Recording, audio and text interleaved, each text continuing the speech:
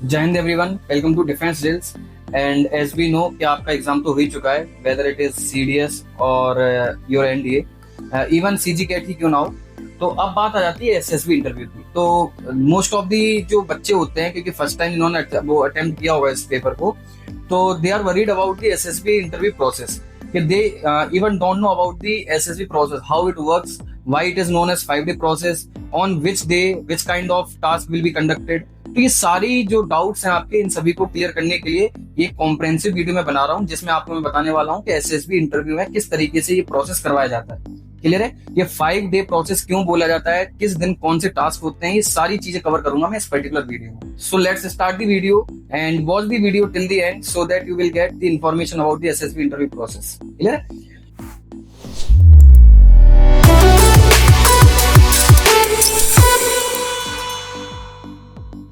सबसे पहले मैं आपको बता दूं इसके वीडियो का ओवरव्यू के बारे में। तो डे 1 होता है, डे 2 होता है, डे 3, डे 4 एंड डे 5। तो डे 1 में ये आपका हो जाता है स्क्रीनिंग टेस्ट, डे 2 में साइकोलॉजिकल टेस्ट, डे 3 में जीटीओ टास्क स्टार्ट हो जाते हैं, जिसको हम ग्रुप टेस्टिंग ऑफिसर बोलते हैं।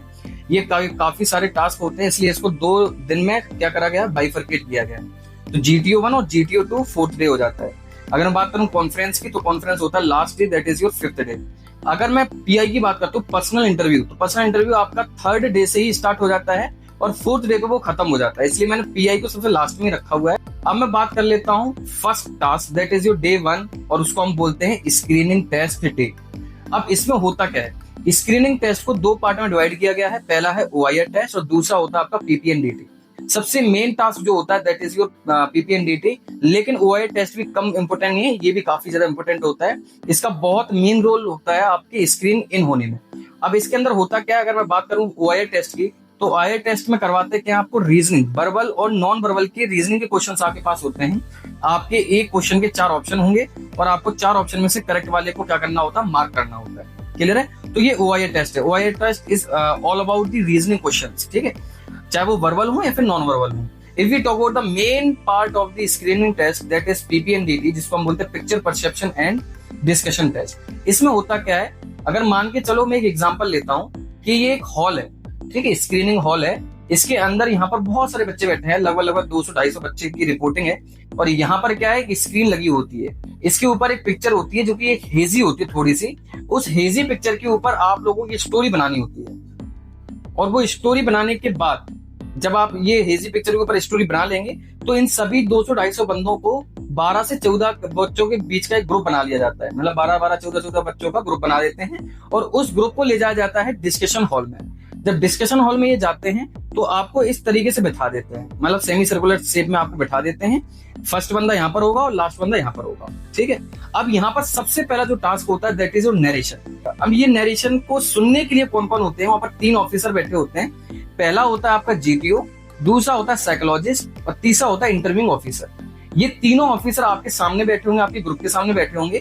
बट यहाँ पर ध्यान में रखना, जैसे ये सेमी सर्कल है तो यहाँ पर आपका ये पूरा पैनल बैठा होगा तीनों बंदों का, ठीक है। ये तीनों बंदे आपको देख रहे होंगे, but please remember through out the process of discussion और नरेशन आपको इन लोगों को नहीं देखना है। आपको अपने जो कोऑर्डिनेशन है, जो आई कॉन्टेक्ट है, वो सिर्फ अपने ग्रुप वालों के साथ करना है। तो पहला बंदा जैसे ही नरेशन स्टार्ट करेगा, वो अपना नरेशन स्टार्ट करने के बाद सेकंड बंदा करेगा, फिर थर्ड, ऐसे लास्ट बंदा करेगा।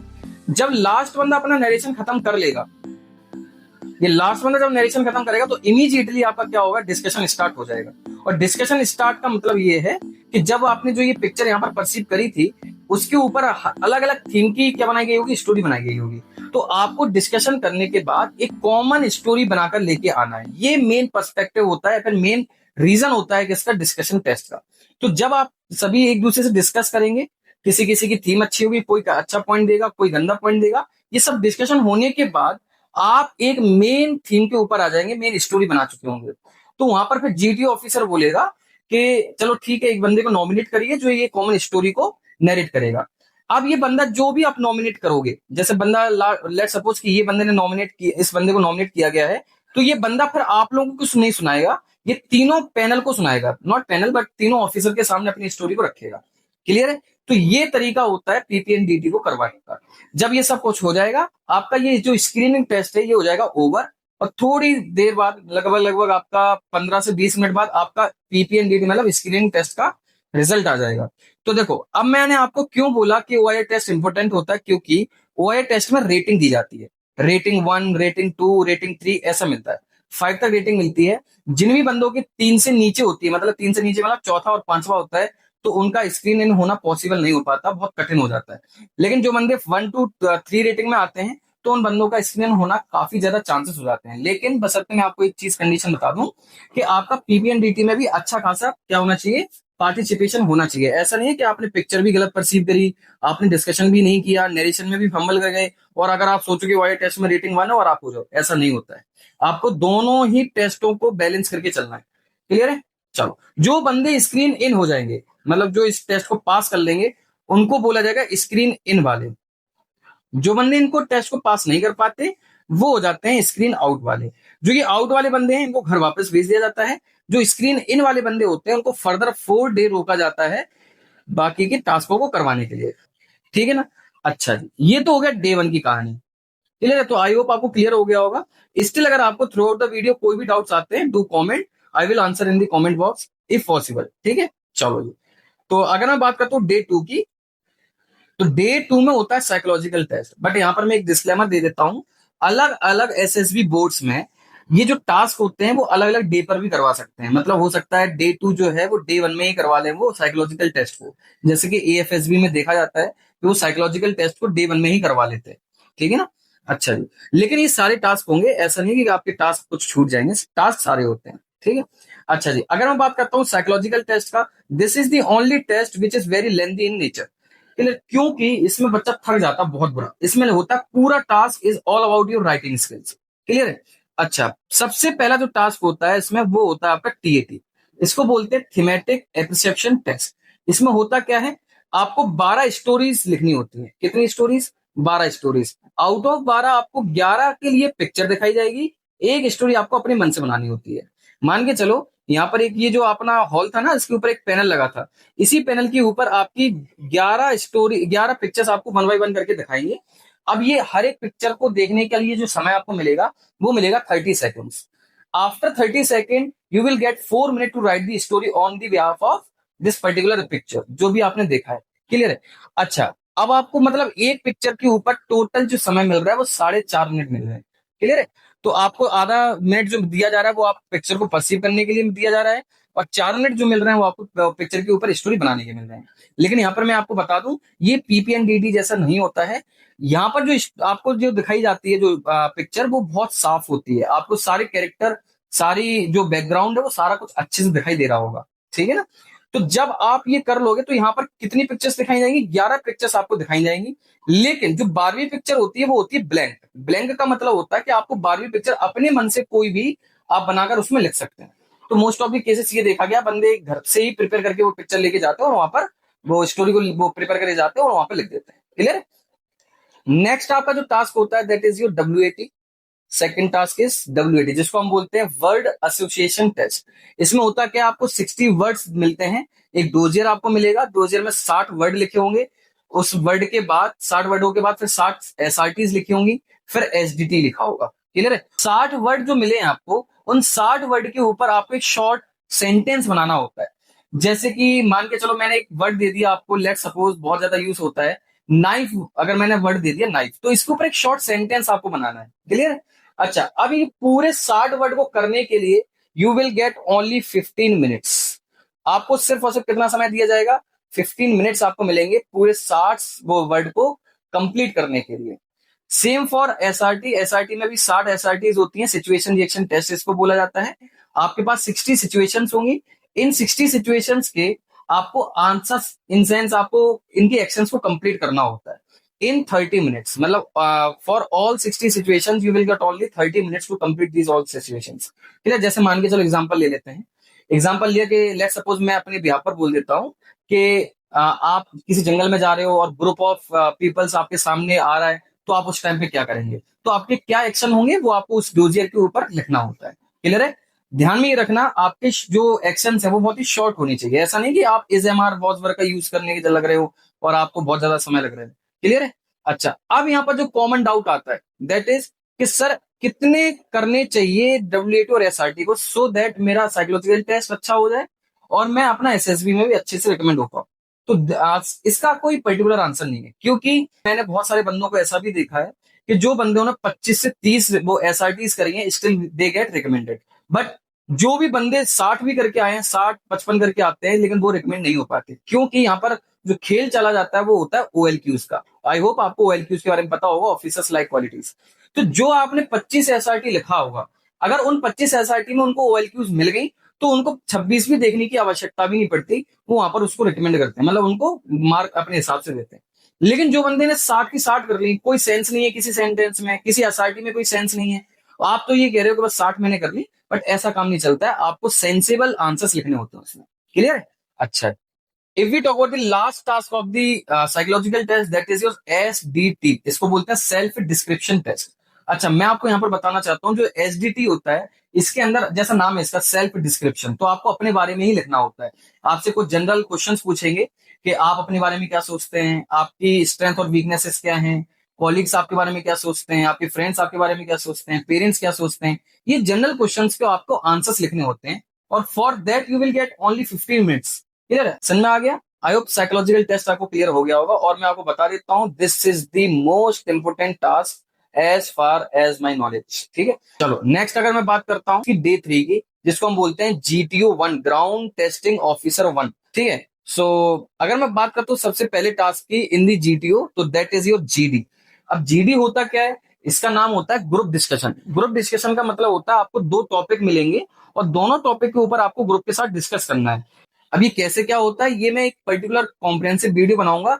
GTO टास्क की अलग से बनाऊंगा, साइकोलॉजी की अलग से बनाऊंगा, और आपका PPNDT की अलग से बनाऊंगा। तो उसमें मैं सारी चीजें आपसे डिस्कस करूंगा। ठीक है, 1 बाय 1 ये सारी वीडियोस आपकी आती रहेंगी। और अगर मैं बात करता हूँ सेकंड टास्क की, GPE, जिसको हम बोलते हैं ग्रुप प्लानिंग एक्सरसाइज। अब इसी टास्क को हम बोलते हैं क्या, मिलिट्री प्लानिंग एक्सरसाइज। अब इसमें होता क्या है, आपके सामने जैसे ही आपका GD हो जाएगा, देन आपका GP स्टार्ट हो जाता है। इसमें होता क्या, आपके सामने एक ऐसा मॉडल रखा होगा। ठीक है, अब इस मॉडल के अंदर कहीं विलेज होगा, कहीं रिवर होगा, कहीं टंकी होगी पानी की, कहीं आपका म्यूजियम होगा, कहीं हॉस्पिटल होगा, और इन्हीं के बीच में आपको कुछ प्रॉब्लम्स दे दी जाएंगी।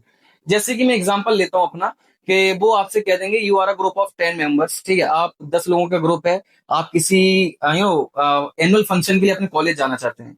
तो अगर आप जा रहे थे, तो आपकी बीच में गाड़ी पंचर हो गई है। तो जैसे ही आप अपनी गाड़ी पंचर सही करवा रहे थे, तो एक बंदा आपके पास आया, बहुत ब्लीडिंग कर रहा था वो, और कुछ बताते बताते वो बेहोश हो गया। सेकंड, जैसे आप उसको देख रहे थे, तो सेकंड बंदा एक फार्मर आया वहां से, उसने कुछ लोगों को देखा कि वो पानी में क्या कर रहे हैं, जहर मिलाने की कोशिश कर रहे हैं। ऐसी कुछ प्रॉब्लम्स आपको देंगे, 3 से 4 प्रॉब्लम देंगे। तो ये होता है GPE। अगर मैं बात करता हूँ PGT की, तो इसका नाम होता है प्रोग्रेसिव ग्रुप टास्क। अब प्रोग्रेसिव ग्रुप टास्क का मतलब क्या होता है, अब इसमें मैं एक चीज आपको समझाता हूँ। आपको क्या होगा, यहां से यहां तक एक कोई बाउंड्री होगी आपकी, लेट्स सपोज कि एक बाउंड्री यहाँ है, एक पॉइंट, और एक पॉइंट यहाँ है। इसके बीच में कुछ आपको क्या कर देंगे, बेसिकली यू नो एक सेकेंड, कुछ ऑब्स्टिकल्स आपके यहाँ पर लगा देंगे। अब ये ऑब्स्टिकल्स जो वहां पर लगाएंगे, आपको क्या करना है, इन्हीं को ऑब्स्टिकल्स को क्लियर करके आपको आगे बढ़ना है। तो यहाँ पर आपका ग्रुप खड़ा होगा, पूरा 14 से 15 बंदों का जो ग्रुप होगा, वो आपका जो ग्रुप है, वो आपका इन सभी को पार करके ऑब्स्टिकल्स को, और उसके लिए कुछ हेल्पिंग मटेरियल आपको मिलेगा, जैसे कि फट्टी मिल सकती है, बल्ली मिल सकती है, और रोप मिल सकती है, आपको हैवी वेट मिल सकता है। ठीक है, जिसका आप यूज करके आपको आगे बढ़ना होता है। ठीक है ना? चलो, ये होता है प्रोग्रेसिव ग्रुप टास्क। अगर जैसे मान के चलो आप 14 बंदों का ग्रुप है, तो उसको आधा कर दिया जाता है HGT में, लेकिन करना सेम चीज होता है, लेकिन अलग अलग मॉडल्स मिलते हैं आपको। तो HGT में होता है हाफ ग्रुप टास्क। इसके अंदर कितने बंदे होंगे, आपके 7 बंदे होंगे। 7 बंदों को आपको सेम वही करना है चीज। ठीक है, 7 बंदों के साथ। इसका मेन रीजन सिंपल यही है कि जो बंदा अपने पूरे ग्रुप के अंदर अपने आइडियाज नहीं दे पा रहा है, तो वो आधा ग्रुप कर देंगे, तो शायद मे भी वो अपने आइडियाज दे पाए। ठीक है ना? बात करते हैं GOR की, तो GOR में होता क्या है आपका, ग्रुप ऑब्स्टिकल रेस। इसी को हम स्नेक रेस के नाम से जानते हैं। आपको क्या करना होता है, दूसरे ग्रुप के साथ रेसिंग करनी होती है। और रेसिंग ऐसा होता है, इसमें कुछ रूल्स एंड रेगुलेशंस होते हैं जो आपको बड़े ध्यान में रखने हैं। जब आपके एक पॉइंट से दूसरे पॉइंट पर अगर कोई रेसिंग कर रहा होगा ना, जैसे मान के चलो एक पॉइंट ये है और एक पॉइंट ये है, ये फिनिशिंग लाइन है, ये स्टार्टिंग लाइन है और ये आपकी फिनिशिंग लाइन है। आपको यहां से यहां तक जाना है, इसके बीच में कुछ ऑब्स्टिकल्स होंगे आपके। ठीक है, अब इन ऑब्स्टिकल्स को पार करते करते पूरी ग्रुप को यहां पर जाना है। इसमें आपका इंटरेस्टिंग क्या होता है, एक स्नेक टाइप का एक मतलब आपका बना दिया जाता है कोई कपड़े से, गत्ते से, वो आप सभी ग्रुपों के कंधों पर रख दिया जाता है। और उस स्नेक को आपको जमीन पे टच नहीं करना है। आप सब कुछ करिए, आप अपने ऑब्स्टिकल्स को पार करिए, but please remember do not touch the snake to the ground, ठीक है, आपको ग्राउंड में टच नहीं करना है। तो ये हो जाता है GOR। आफ्टर GOR आपका ये डे हो जाता है खत्म, डे 3 हो जाता है खत्म। अब मैं बात करता हूँ डे 4 की। तो डे 4 में वही कंटिन्यू हो जाता है। डे 4 में हो जाता है आपका GTO 2। जो बच्चे को जो आपके टास्क हैं वो यहाँ पर आ जाते हैं। जैसे कि सबसे पहला हो जाता है आपका IO का मतलब होता है इंडिविजुअल ऑब्स्टिकल्स। इंडिविजुअल ऑब्स्टिकल्स का मतलब होता है सेम वही, कि आपको कुछ ऑब्स्टिकल्स होंगे और आपको इन सभी जो ऑब्स्टिकल्स हैं उनको क्या करना होता है, पार करना होता है। जैसे कि उसमें एक बर्मा ब्रिज हो सकता है, आपकी एक लॉन्ग जंप हो सकती है, आपको स्क्रीन को पार करना हो सकता है, टायर में जाना होता है, और आपका एक बैलेंसिंग बीम होती है। तो ये सभी में आपको क्या करना होता है, कुछ पॉइंट्स मिलते हैं। अब ये कैसे होते हैं वो मैं बताऊंगा बाद में। तो ये होता है इंडिविजुअल ऑब्स्टिकल्स। उसके बाद हो जाता है CT, जिसको हम बोलते हैं कमांड टास्क। कमांड टास्क एकमात्र ऐसा टास्क है जिसमें आपके जो आइडियाज है वो डायरेक्टली कौन सुनता है, आपका GTO सुनता है, मतलब ग्रुप टेस्टिंग ऑफिसर सुनता है। क्योंकि आपने पहले देखा था PGT था, PGT में क्या हो रहा था, 14 बंदों का ग्रुप है, वो अपने ऑब्स्टिकल्स को पार कर रहा है ग्रुप के साथ। फिर हो जाता है हाफ ग्रुप टास्क, 14 से 7 कर दिए। अब ये जो है CT, ये होता है कमांड टास्क। उसमें क्या होता है, आपको करना सेम थिंग है, ठीक है, आपको यहां से यहां पर जाना है। लेकिन यहां पर क्या होंगे, आपको 2 सबॉर्डिनेट मिल जाएंगे बस हेल्पिंग के लिए। वो आपको कोई आइडियाज नहीं देंगे, आपका सिर्फ हेल्प करेंगे कोई भी चीज को करवाने में। तो यहाँ पर आपको यहां से यहां जाना है, इस पॉइंट से इस पॉइंट पर जाना है। इसमें आपके वही बीच में ऑब्स्टिकल्स होंगे, लेकिन अब आपको खुद अपने आइडियाज लगाने हैं। आपके खुद के आइडियाज इसमें होंगे, जो आप क्या करोगे, अपने सबॉर्डिनेट्स के साथ आप उस पार जा पाओ, ठीक है ना। तो जो बंदे अपने हाफ ग्रुप टास्क में भी परफॉर्म नहीं कर पाते हैं, अपने आइडियाज नहीं दे पाते इफेक्टिवली, तो वो CT में अच्छा कर लेते हैं, ठीक है। देन उसके बाद आपका हो जाता है, देखो अच्छा यहाँ पर एक चीज रह गया, लेक्चरेट। लेक्चरेट बेसिकली IO से पहले हो सकता है, IO के बाद भी हो सकता है। अभी लेक्चरेट में क्या होता है, लेक्चरेट में आपको 3 से 4 टॉपिक हो सकते हैं, और 3 से 4 टॉपिक में से कोई एक टॉपिक आपको चूज करना है, और उस टॉपिक के ऊपर 3 मिनट तक आपको बोलना होता है, ठीक है। मतलब कुछ भी टॉपिक रैंडमली दे सकते हैं वो। तो वो उसमें से कोई एक टॉपिक लेना है आपको, और रैंडमली आपको अपने पॉइंट्स डालने हैं, 3 मिनट तक आपको बोलना है। Please do not cross the time limit, आपको 3 मिनट से ज्यादा नहीं, 3 मिनट तक ही बोलना है, ठीक है। फिर उसके बाद हो जाता है आपका क्या, उसके लेक्चर के बाद हो जाता है CT के बाद होता है FGT मतलब final group task, same as PGT, जैसा PGT था वैसे ही था FGT, ठीक है।